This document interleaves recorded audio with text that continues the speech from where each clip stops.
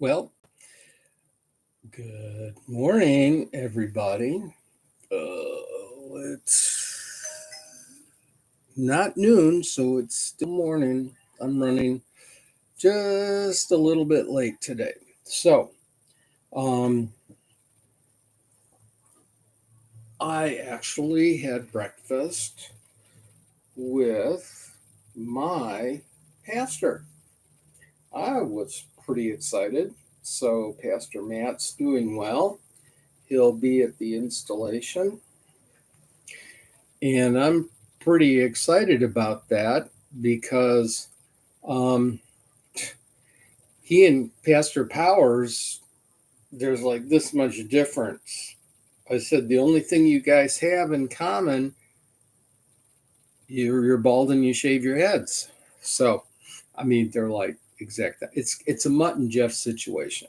So, I'm looking forward to them being there. And as much as they've interacted with each other, they've never met. So, I'm pretty excited about that one. Good morning. So, let's see. By way of announcement, um, hmm, don't forget the time change this weekend. Okay, that's going to happen, and unfortunately, there's a council meeting at Salisbury.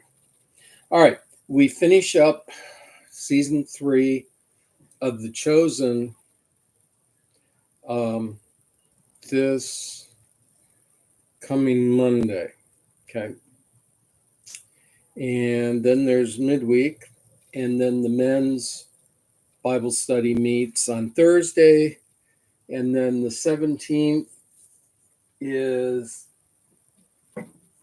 my last Sunday at Salisbury. And I understand there's a bit of a celebration, and I hope a lot of you can make it. Um, then, because we will have finished season 3 of The Chosen. Um, we're going to take Monday the 18th off while you get ready for Holy Week. And then after that, you'll start the 40 days in the Bible. Okay?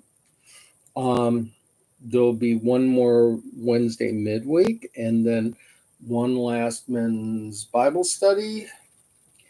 And then I go to um,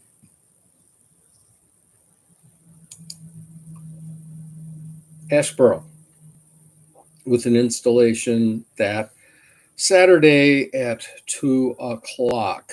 And then the next Sunday, Palm Sunday, I'm in Ashboro for the first time leading worship. So, big stuff. For anybody that's in Salisbury today, you might want to check on Sandra D. I, I'm not quite sure, but I think she's having her gallbladder taken out at some point. I got to say, I'm not real clear on on what's happening. So, um, if someone feels so inclined, if you could check on them, that would be great. Okay. All right. Daily text. The Lord turned toward Israel because of his covenant with Abraham, Isaac, and Jacob, and would not destroy them, nor has he banished them from his presence until now. Okay. So Israel has done nothing in and of itself to warrant God's protection and care. It's because of his commitment to the covenant that he made with the patriarchs. All right. Same thing with us. We can't possibly keep a covenant with God. So we actually will have to rely on Jesus keeping the covenant for us. Okay? So, humanity being what it is, we have to rely on God to keep the covenant so that we're in a right relationship with Him. All right. Romans 11:29. The gifts and calling of God are irrevocable. For example,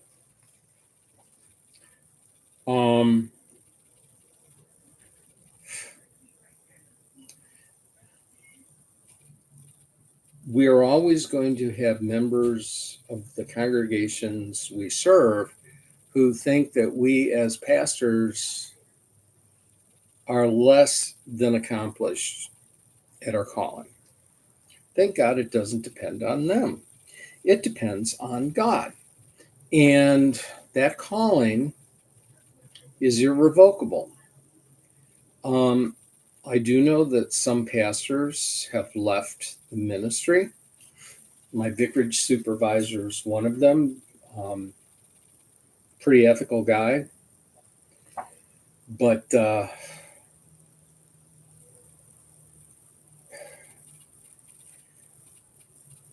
he was charged with a morality breach, and he subsequently got a divorce.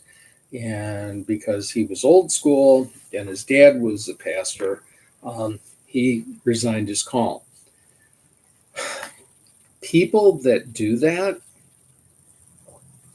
I don't think they're ever okay. All right.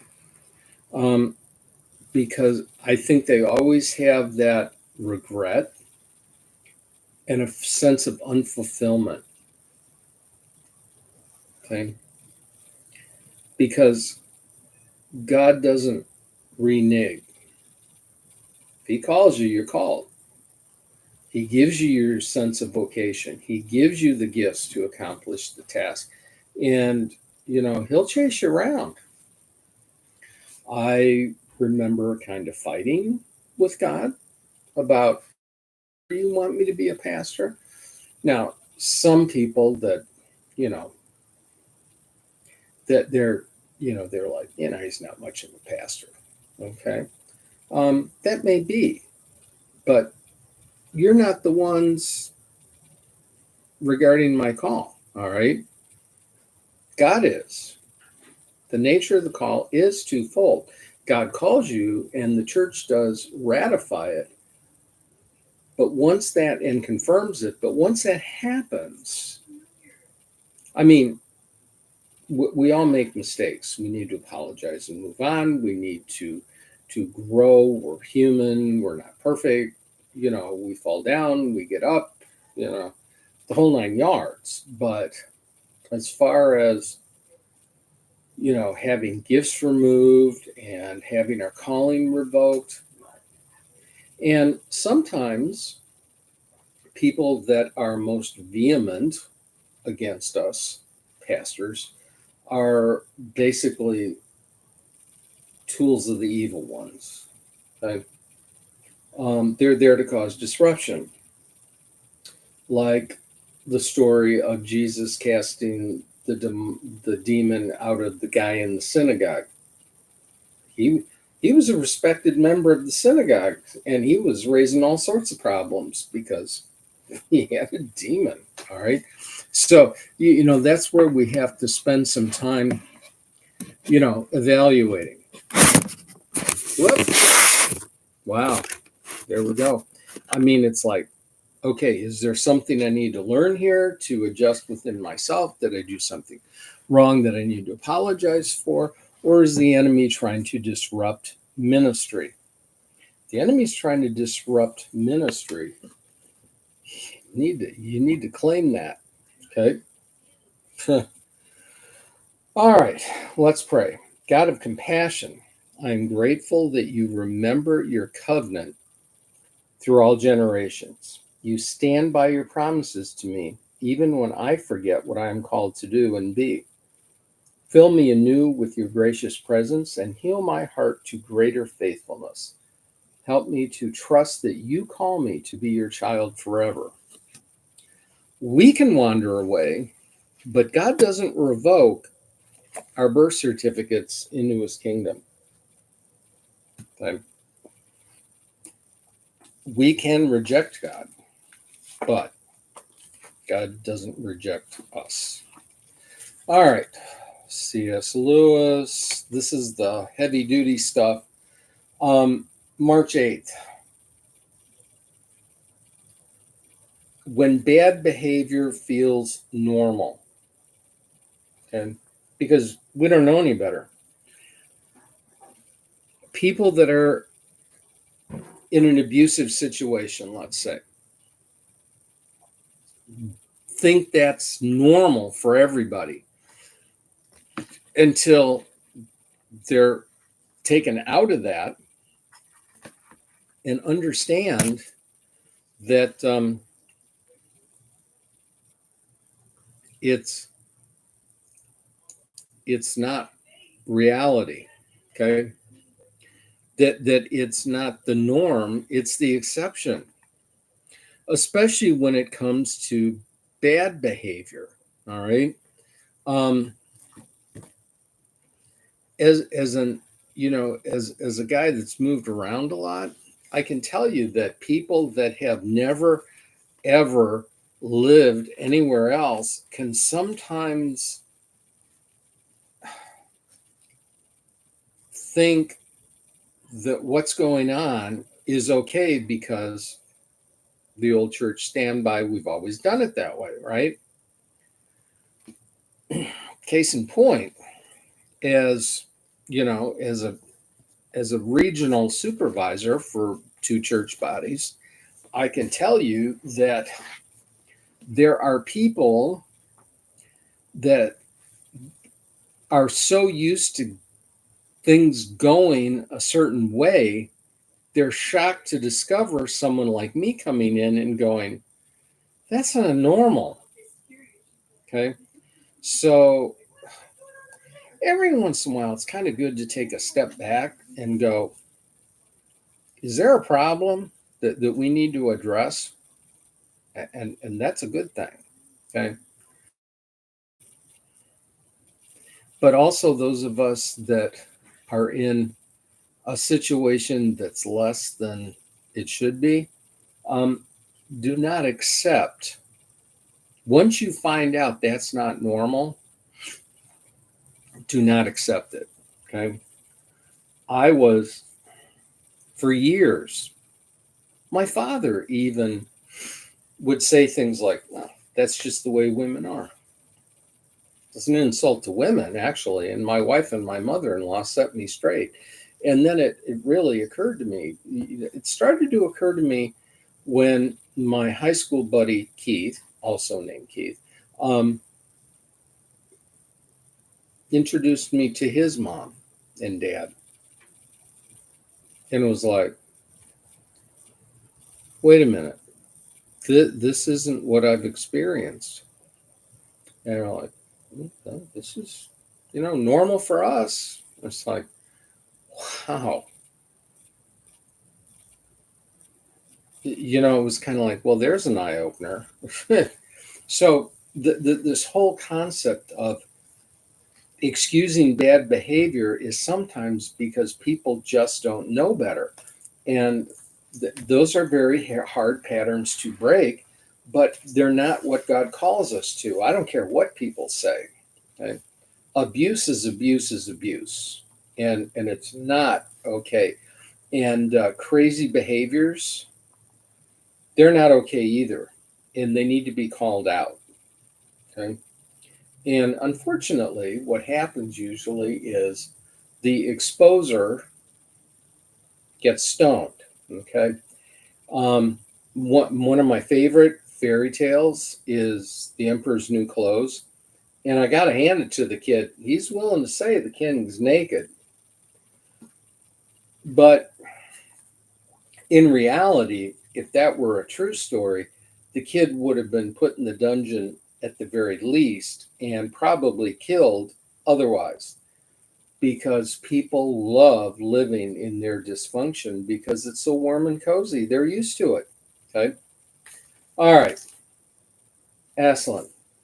Sleeping Under the Stars from Prince Caspian. This is what happens when you get out of your comfort zone. All right. We've always done it that way bit. Caspian's used to being in a castle. Nice beds, great food, fancy dinnerware and cutlery, and he's living in a clearing, eating off the land and drinking water, probably with his hands, and he's having the time of his life. And basically, what happens is that the exposure, the difference in the routine, gives him a sense of maturity and another perspective that helps him to be a good ruler. Okay. And he's enjoying it. All right. That's awesome and important. Okay. So, wow, it's Friday. Yay. Hopefully everybody has a great weekend. Go to church, tell your friends, enjoy reality, and expand your relationship with God. All right, let's pray. Jesus, I live this day for you. Please guide, protect, and help me to love others as you love me. Take care. Have a great weekend. Bye.